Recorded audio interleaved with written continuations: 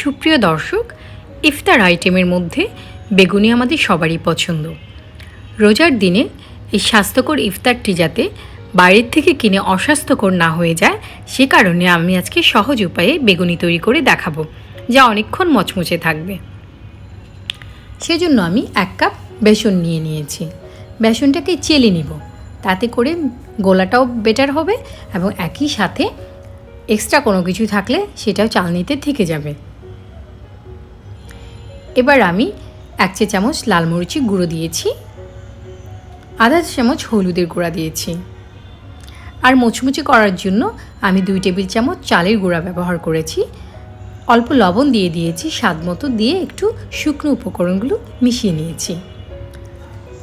চাইলে বেকিং পাউডারটা আগেও দিয়ে দিতে পারেন। 1 চা চামচ বেকিং পাউডার দিয়ে আবারও একটু মিশিয়ে নিলাম। এবার আমি ঠান্ডা পানি ব্যবহার করব। নর্মাল তাপমাত্রায় ঠান্ডা পানি 3/4 কাপের মতো পানি দিয়েছি টোটাল। অল্প অল্প করে দিয়ে মিক্স করে নিয়েছি, একসঙ্গে বেশি দিলে বেশিও হয়ে যেতে পারে। সর্বমোট আমি 3/4 কাপ পানি ব্যবহার করেছি। আজকে আমি যেভাবে বেগুনি বানানো দেখাচ্ছি, এভাবে বানিয়ে নিলে সহজেই আপনারা বেগুনিটি বানাতে পারবেন এবং দীর্ঘক্ষণ মুচমুচে থাকবে, যেটা দেখতে মনে হবে একদম বাজার থেকে কেনা। আপনি নিজেই অবাক হয়ে যাবেন যে আপনি এত ভালো বেগুনি বানাতে পারেন। খুব ভালো করে মিশিয়ে নিতে হবে। যদি আপনার কাছে বেশি ঘন মনে হয় আর 2-1 টেবিল চামচ পানি মিশিয়ে নিতে পারেন। খুবই ভালোভাবে ফেটে নিতে হবে, এটা একটা টিপস। আমি অল্প একটু আদা রসুন বাটা দিয়ে দিয়েছি 1/2 চা চামচ। আর এইটার কালারটা সুন্দর করার জন্য অরেঞ্জ ফুড কালার দিয়ে দিয়েছি, এটা অপশনাল, চাইলে বাদও দিতে পারেন। ভালো করে ফেটানোর পর 5 থেকে 10 মিনিট এটা রেস্টে রেখে দিতে পারেন। এবার আমি একটা আঙ্গুল চুবিয়ে দেখলাম চমৎকার কোটিং হয়েছে, তাতে করে বোঝা গেল বেগুনিতেও ভালো কোট হবে। আমি অল্প একটু গরম তেল দিয়ে দিয়েছি 1 চা চামচ, এতে করে তেল শোষণের পরিমাণটা কম থাকবে এবং ক্রিস্পি হবে। আমি 2টা বেগুন নিয়েছি, লম্বা সাইজের বেগুন।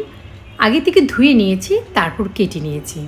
কাটার পর বেগুনগুলো আর ধুবো না, তাতে করে ভালো করে কোট হবে এবং কোনো প্রকার লবণও মেশাবো না। লবণ মেশালে পানি ছেড়ে দেবে এবং বেগুনি সফট হয়ে যাবে। এবার আমি সেই বেসনের গোলাতে বেগুনটাকে চুবিয়ে নিয়ে সরাসরি তেলে ফ্রাই করে নেব। বেগুনগুলো অনেক লম্বা, সেই কারণে বেগুনিগুলো অনেক লম্বা হয়েছে। এভাবে আপনি কম সময়ে ঝটপট চমৎকার বেগুনি বানাতে পারেন। মাঝারি আঁচে ভাজতে হবে, তাতে করে বেগুনিগুলো মুচমুচে হবে। এক পাশটা হয়ে গেলে আবার আমি উল্টে দিব।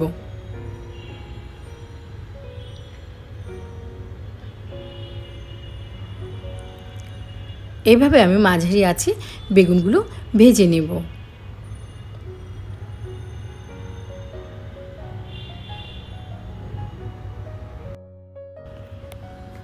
আবারও আমি উল্টে দিয়েছি, এতে করে বেগুনিগুলো মুচমুচে হবে, এমনকি দীর্ঘক্ষণ মুচমুচেও থাকবে।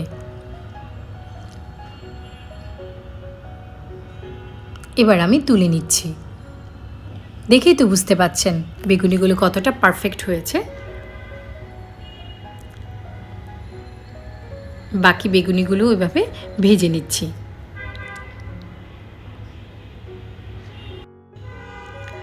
আপনি চাইলেই ঝটপট বাসায় এভাবে বেগুনি বানাতে পারেন। আমি বেগুনিগুলো সার্ভ করছি।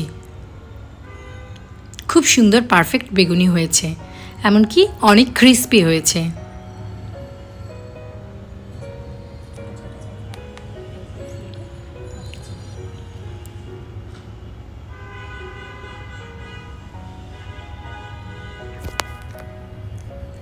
আজকের এই টিপসগুলো ফলো করলে আপনি খুব সহজেই বাসায় ঝটপট এইভাবে বেগুনি বানিয়ে নিতে পারেন।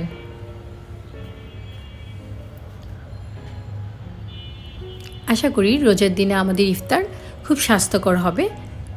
আপনারা আজকের এই রেসিপিটি ট্রাই করবেন। আমার আজকের রেসিপি যদি আপনাদের ভালো লাগে, আপনাদের উপকারে আসে, আমার চ্যানেলটা সাবস্ক্রাইব করবেন আশা করি। লাইক, শেয়ার এবং কমেন্ট করে আপনাদের মূল্যবান মতামত আমাকে জানাবেন। আর পাশে থাকা বেল আইকনটি ক্লিক করে দিলে আমার ভিডিও নোটিফিকেশন সবার আগেই আপনি পেয়ে যাবেন।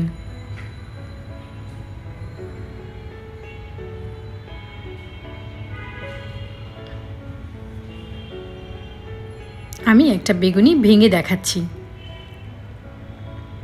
দেখেই বুঝতে পাচ্ছেন এটা কতটা পারফেক্ট হয়েছে